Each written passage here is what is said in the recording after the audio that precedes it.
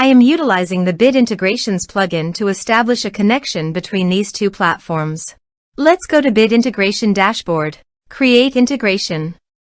Search and select Bricksforge as a trigger.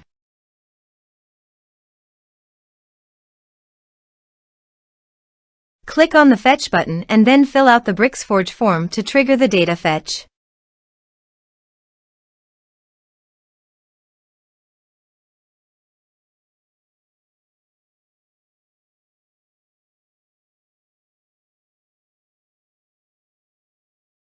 The form has been submitted successfully. Now return to your integration site and check the response. Here you can see that Bricksforge has successfully fetched the data. Set action. Now search and select an action Pipedrive. Give here the Pipedrive API token, so please visit Pipedrive API token. Copy the token and paste it here. Authorized it. Authorization is successfully done.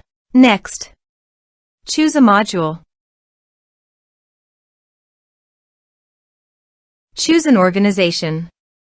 Map the respective fields.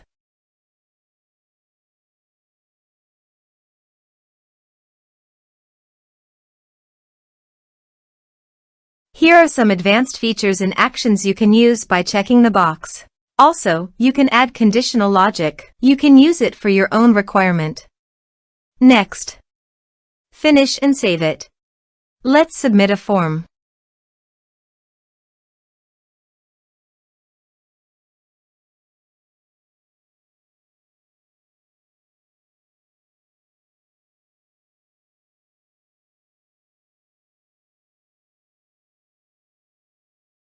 Submit the form. Go to the Pipedrive site and go to the people. And you can see that the data came successfully in Pipedrive. Thanks for watching.